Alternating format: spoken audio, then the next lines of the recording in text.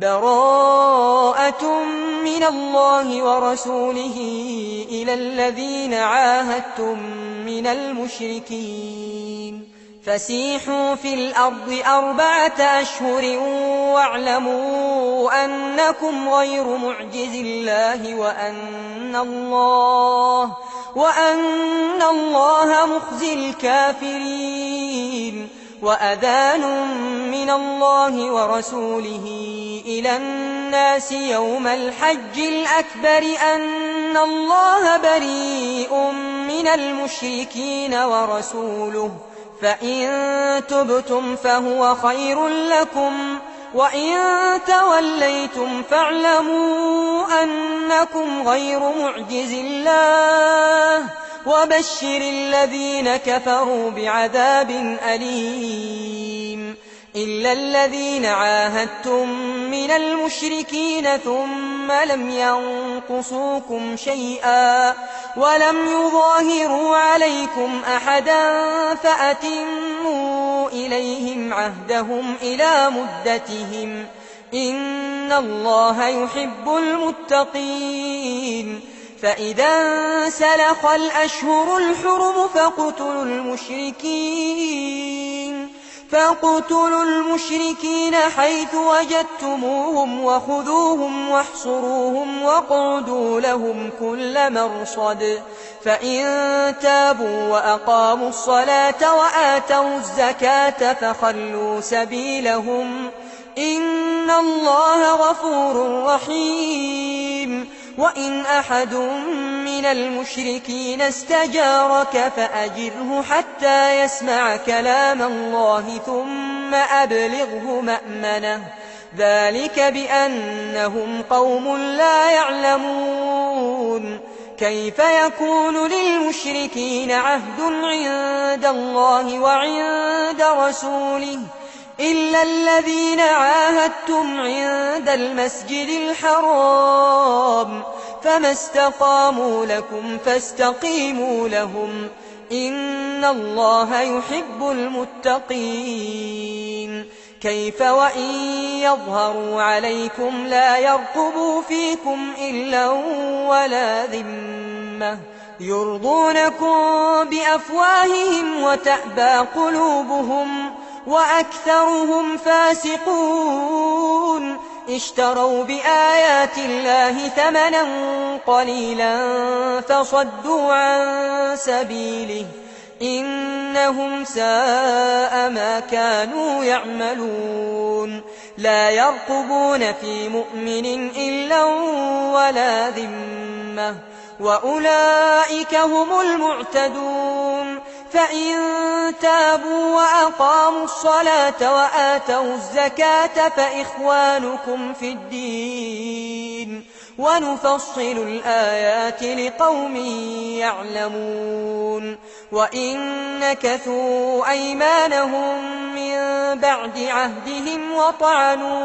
وطعنوا في دينكم فقاتلوا أئمة الكفر إنهم لا أيمان لهم لعلهم ينتهون ألا تقاتلون قوما نكثوا أيمانهم وهموا بإخراج الرسول وهم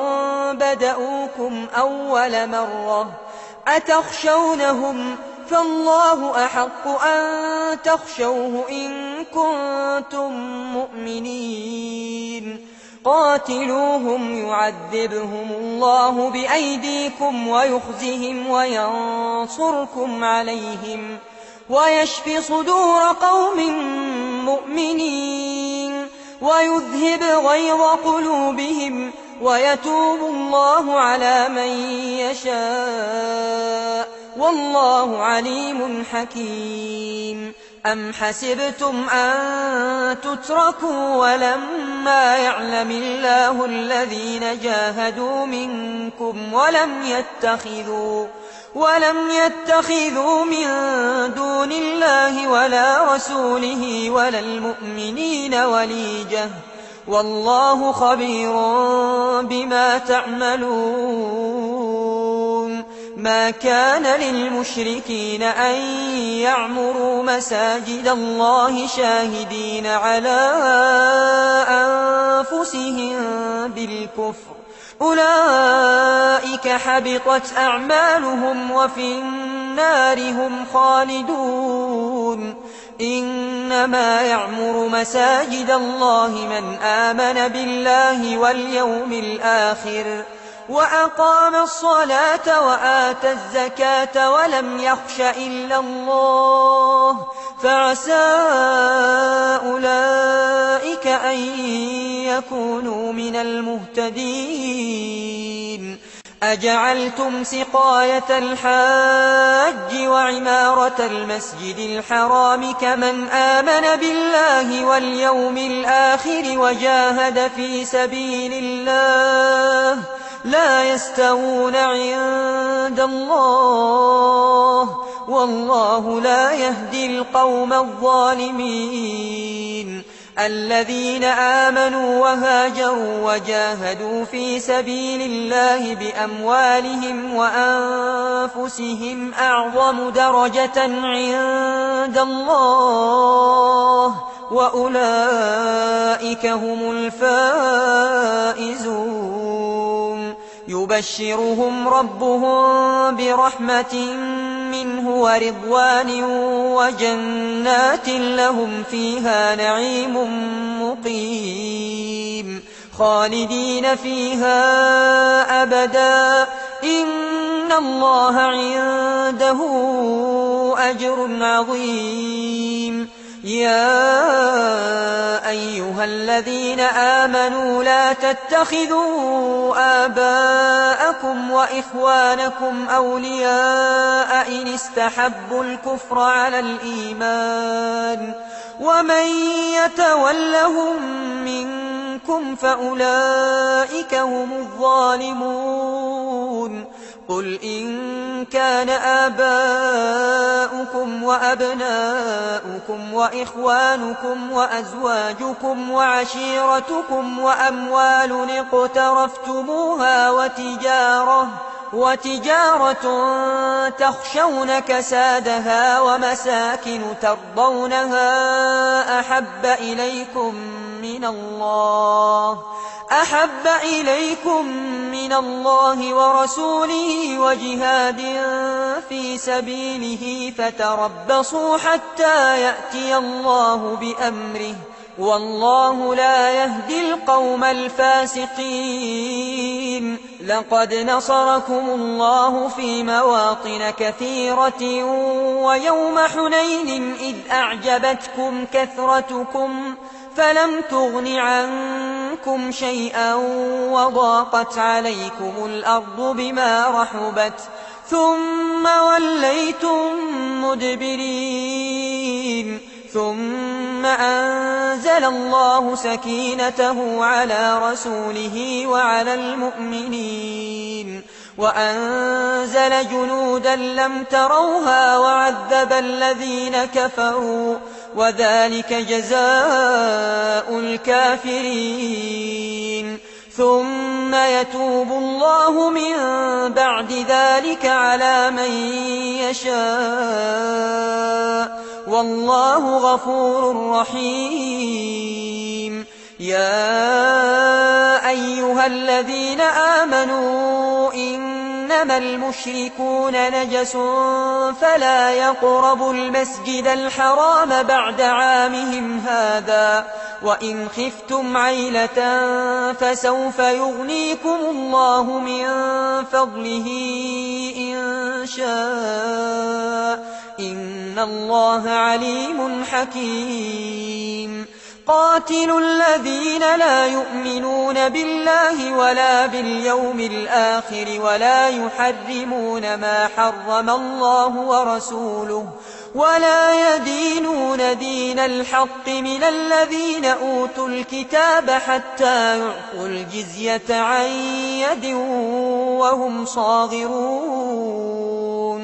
وقالت اليهود عزير ابن الله وقالت النصارى المسيح ابن الله، ذلك قولهم بأفواههم يضاهئون قول الذين كفروا من قبل قاتلهم الله أنى يؤفكون اتخذوا أحبارهم ورهبانهم أربابا من دون الله والمسيح ابن مريم وما أمروا إلا ليعبدوا إلها واحدا لا إله إلا هو سبحانه عما يشركون يريدون أن يطفئوا نور الله بأفواههم ويأبى الله إلا أن يتم نوره ولو كره الكافرون هو الذي أرسل رسوله بالهدى ودين الحق ليظهره على الدين كله ولو كره المشركون يا أيها الذين آمنوا إن كثيرا من الأحبار والرهبان ليأكلون أموال الناس بالباطل ويصدون عن سبيل الله والذين يكنزون الذهب والفضة ولا ينفقونها في سبيل الله فبشرهم بعذاب أليم يوم يحمى عليها في نار جهنم فتكوى بها جباههم وجنوبهم وظهورهم هذا ما كنزتم لأنفسكم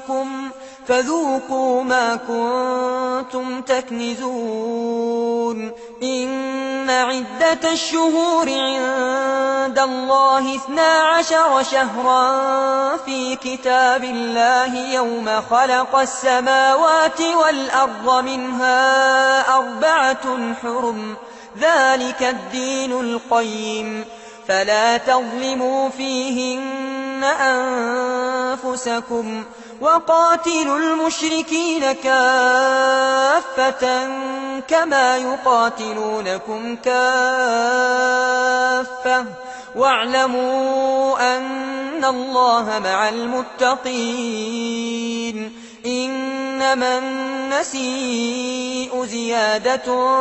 في الكفر يضل به الذين كفروا يحلونه عاما ويحرمونه عاما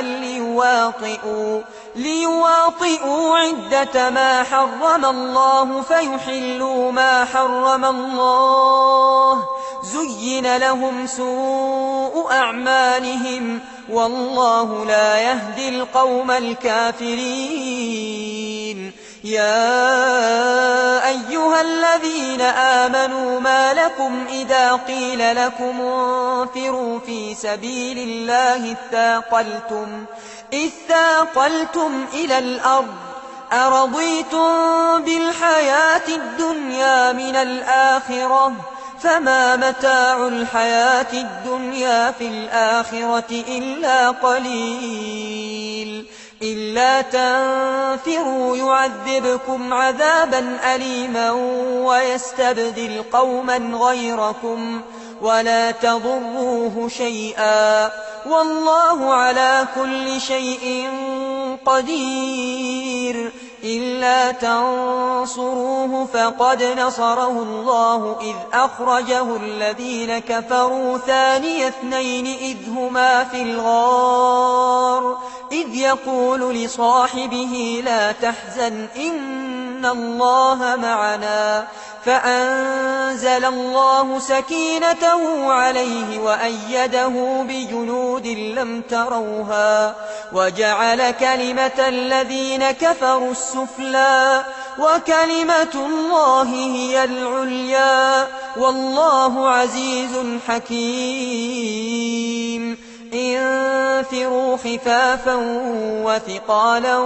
وجاهدوا بأموالكم وأنفسكم في سبيل الله ذلكم خير لكم إن كنتم تعلمون لو كان عرضا قريبا وسفرا قاصدا لاتبعوك ولكن بعدت عليهم الشقة وسيحلفون بالله لو استطعنا لخرجنا معكم يهلكون أنفسهم والله يعلم إنهم لكاذبون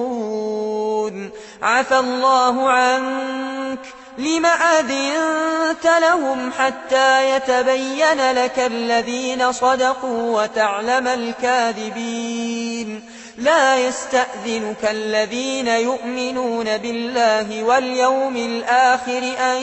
يجاهدوا بأموالهم وأنفسهم والله عليم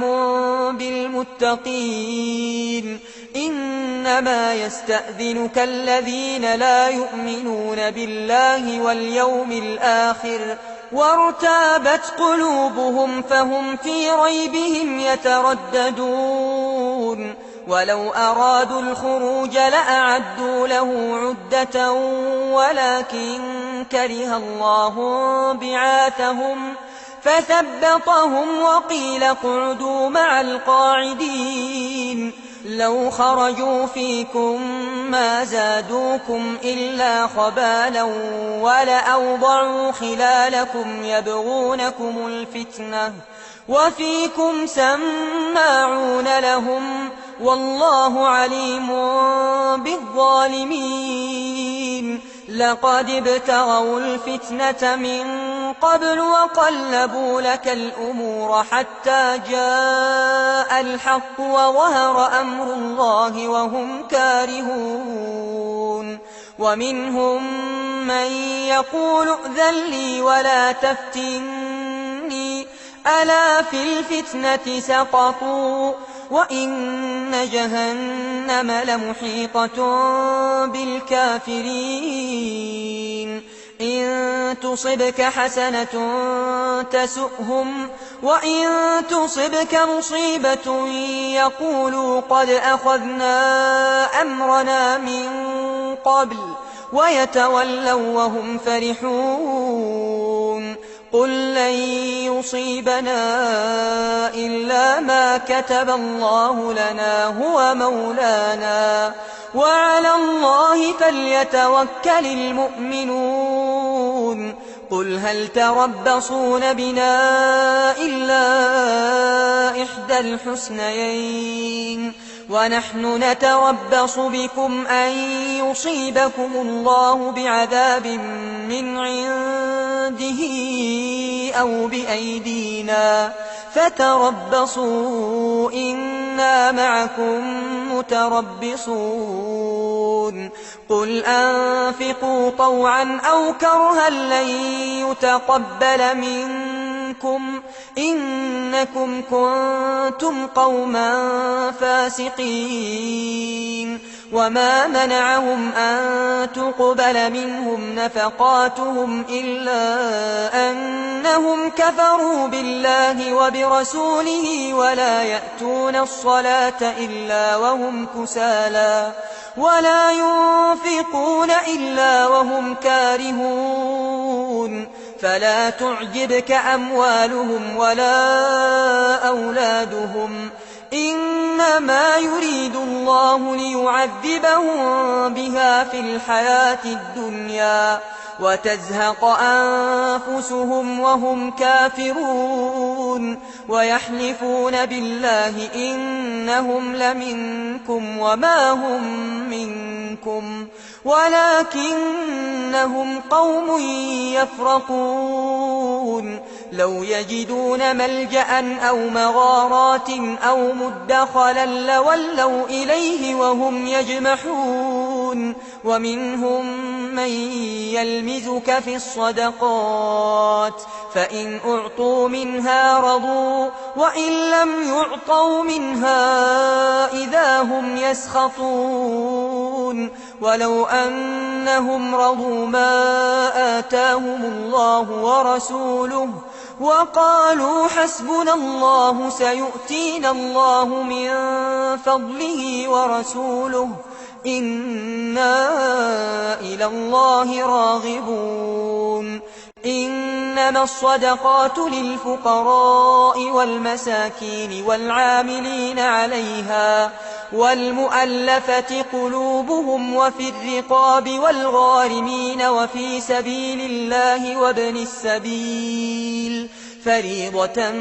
من الله والله عليم حكيم ومنهم الذين يؤذون النبي ويقولون هو أذن قل أذن خير لكم يؤمن بالله ويؤمن للمؤمنين ورحمة للذين آمنوا منكم والذين يؤذون رسول الله لهم عذاب أليم يحلفون بالله لكم ليرضوكم والله ورسوله أحق أن يرضوه إن كانوا مؤمنين ألم يعلموا أنه من يحادد الله ورسوله فأن له نار جهنم خالدا فيها ذلك الخزي العظيم يحذر المنافقون أن تنزل عليهم سورة تنبئهم بما في قلوبهم قل استهزئوا إن الله مخرج ما تحذرون ولئن سألتهم ليقولن إنما كنا نخوض ونلعب قل أبالله وآياته ورسوله كنتم تستهزئون لا تعتذروا قد كفرتم بعد إيمانكم إن نعف عن طائفة منكم نعذب طائفة بأنهم كانوا مجرمين المنافقون والمنافقات بعضهم من بعض يأمرون بالمنكر وينهون عن المعروف ويقبضون أيديهم نسوا الله فنسيهم إن المنافقين هم الفاسقون وعد الله المنافقين والمنافقات والكفار نار جهنم خالدين فيها هي حسبهم ولعنهم الله ولهم عذاب مقيم كالذين من قبلكم كانوا أشد منكم قوة وأكثر أموالا وأولادا فاستمتعوا بخلاقهم فاستمتعتم بخلاقكم كما استمتع الذين من قبلكم بخلاقهم وخضتم كالذي خاضوا أولئك حبطت أعمالهم في الدنيا والآخرة وأولئك هم الخاسرون ألم يأتهم نبأ الذين من قبلهم قوم نوح وعاد وثمود وقوم إبراهيم وأصحاب مدين والمؤتفكات أتتهم رسلهم بالبينات فما كان الله ليظلمهم ولكن كانوا أنفسهم يظلمون والمؤمنون والمؤمنات بعضهم أولياء بعض يأمرون بالمعروف وينهون عن المنكر ويقيمون الصلاة ويؤتون الزكاة ويطيعون الله ورسوله أولئك سيرحمهم الله إن الله عزيز حكيم وعد الله المؤمنين والمؤمنات جنات تجري من تحتها الأنهار خالدين فيها ومساكن طيبة في جنات عدن ورضوان من الله أكبر ذلك هو الفوز العظيم يا أيها النبي جاهد الكفار والمنافقين واغلظ عليهم ومأواهم جهنم وبئس المصير يحلفون بالله ما قالوا ولقد قالوا كلمة الكفر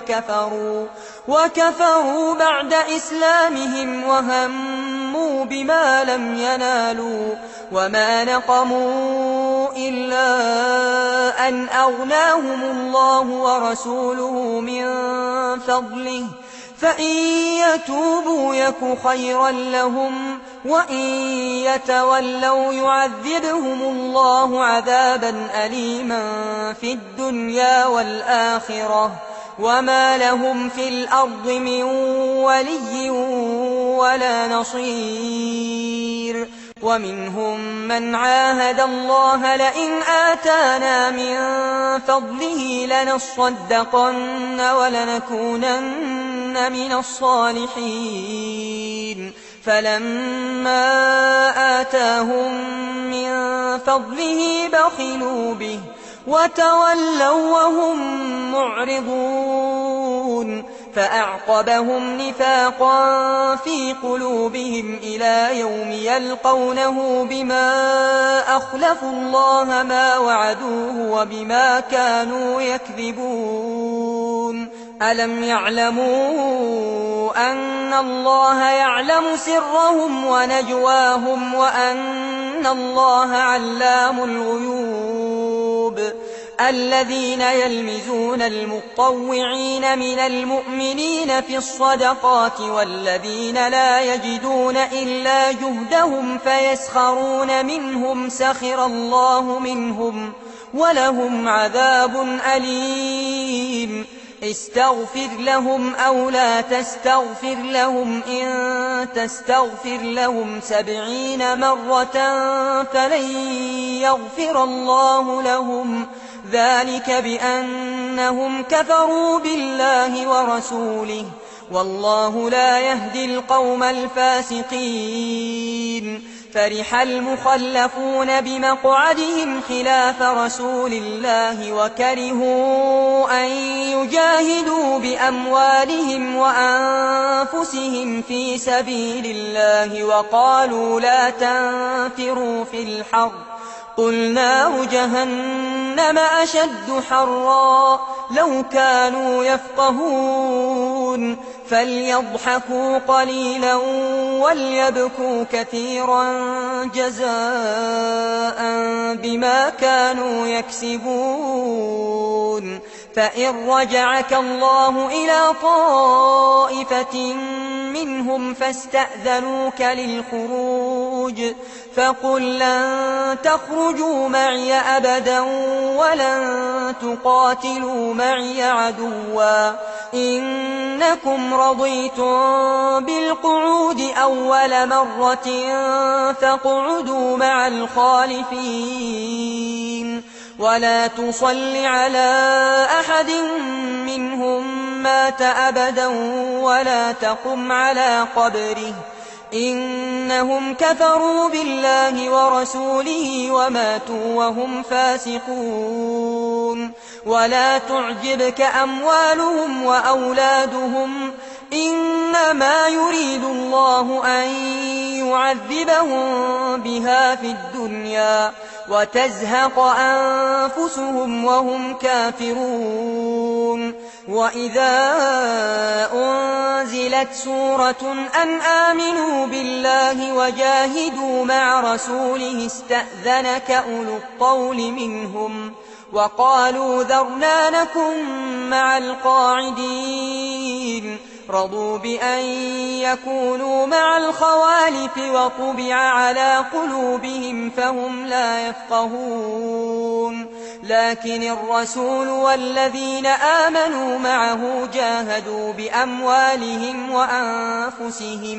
وأولئك لهم الخيرات وأولئك هم المفلحون. أعد الله لهم جنات تجري من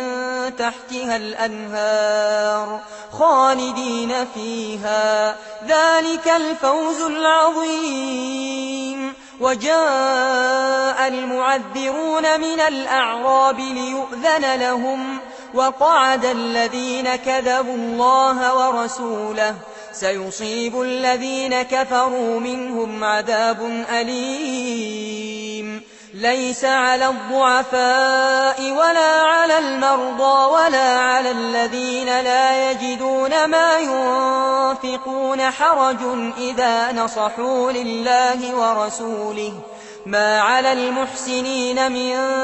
سبيل، والله غفور رحيم. ولا على الذين إذا ما أتوك لتحملهم قلت لا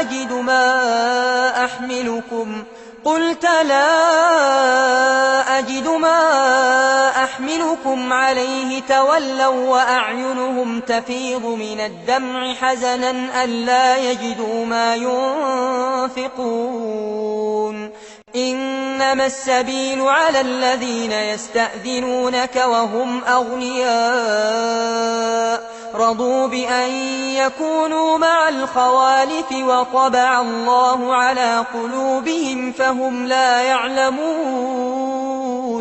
يعتذرون إليكم إذا رجعتم إليهم قل لا تعتذروا لن نؤمن لكم قد نبأنا الله من أخباركم وسيرى الله عملكم ورسوله ثم تردون إلى عالم الغيب والشهادة فينبئكم بما كنتم تعملون. سيحلفون بالله لكم إذا انقلبتم إليهم لتعرضوا عنهم فأعرضوا عنهم إنهم رجس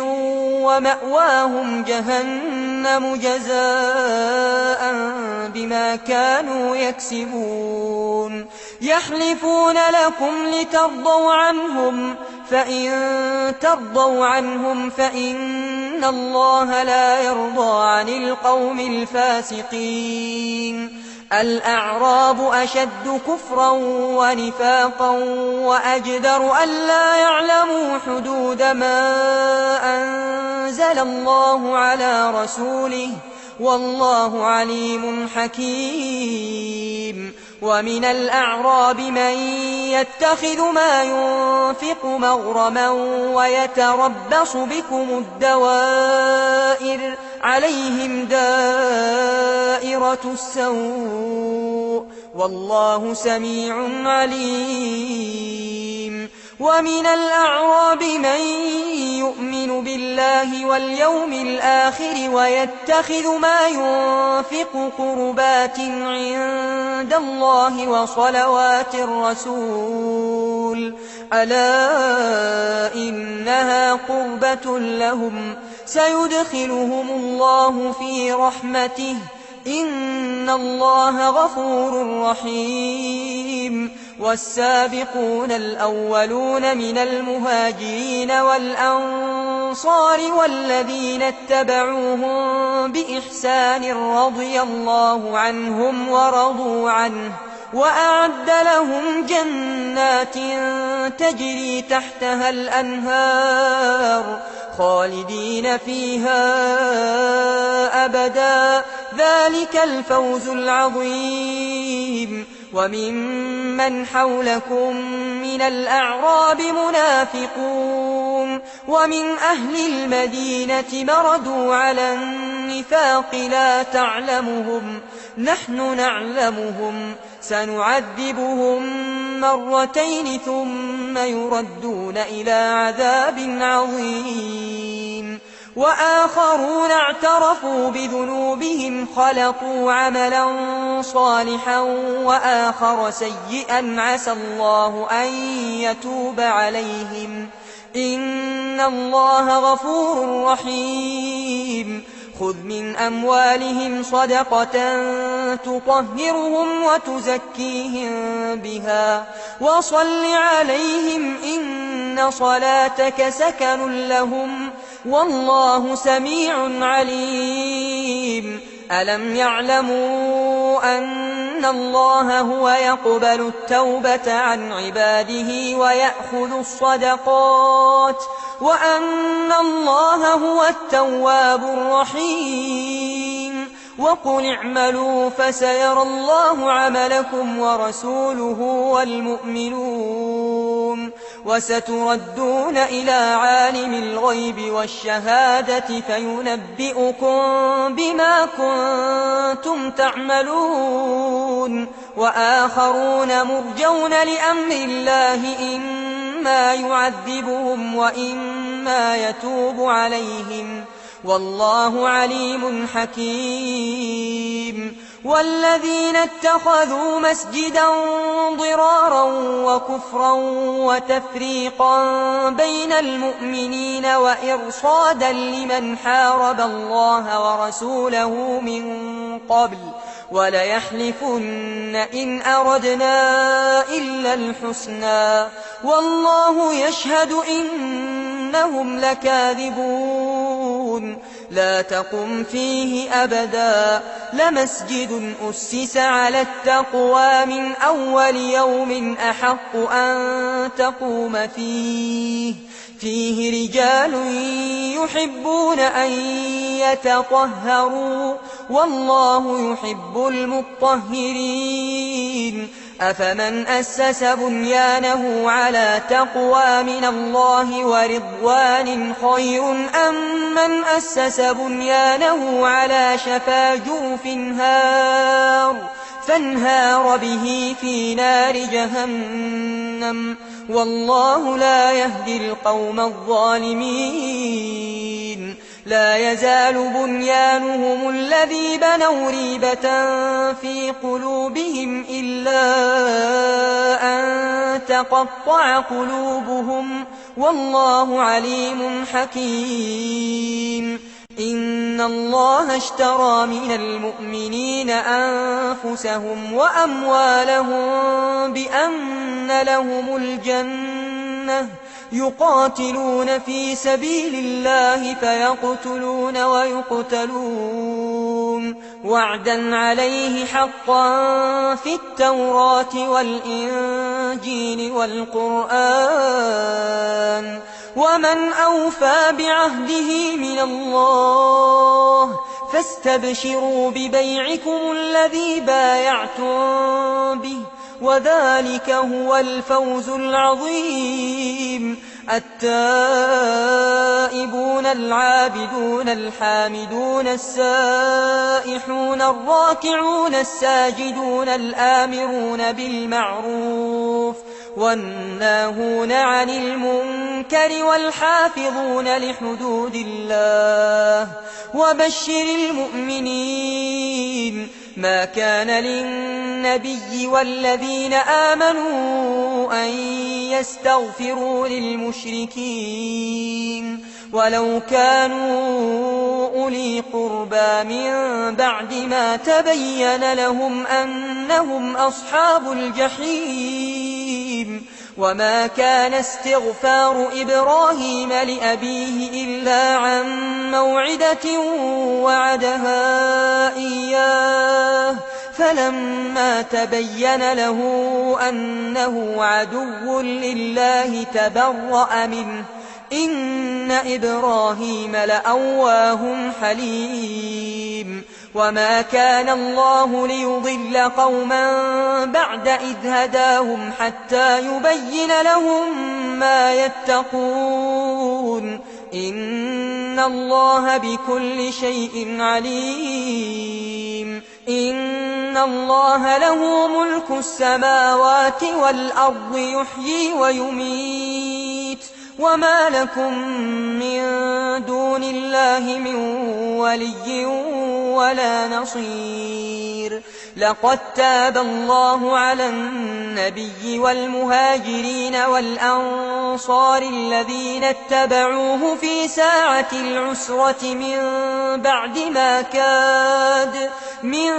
بعد ما كاد يزيغ قلوب فريق منهم ثم تاب عليهم إنه بهم رءوف رحيم. وعلى الثلاثة الذين خلفوا حتى إذا ضاقت عليهم الأرض بما رحبت وضاقت عليهم أنفسهم وظنوا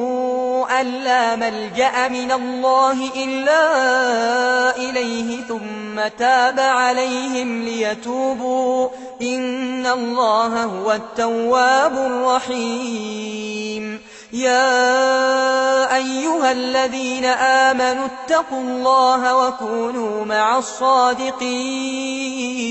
ما كان لأهل المدينة ومن حولهم من الأعراب أن يتخلفوا عن رسول الله ولا يرغبوا بأنفسهم عن نفسه ذلك بأنهم لا يصيبهم ظمأ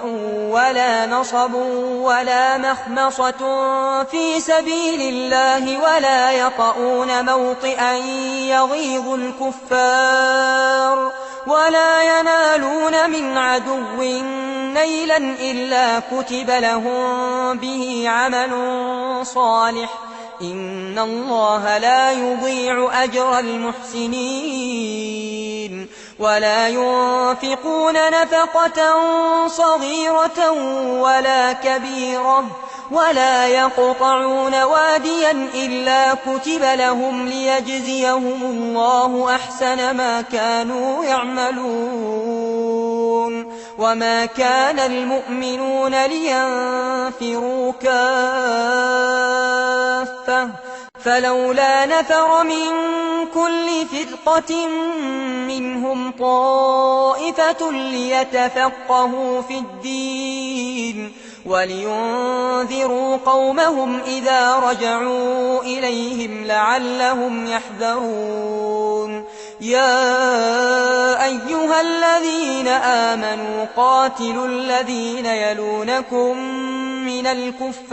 الكفار وليجدوا فيكم غلظة واعلموا أن الله مع المتقين. وإذا ما أنزلت سورة فمنهم من يقول أيكم زادته هذه إيمانا فأما الذين آمنوا فزادتهم إيمانا وهم يستبشرون وأما الذين في قلوبهم مرض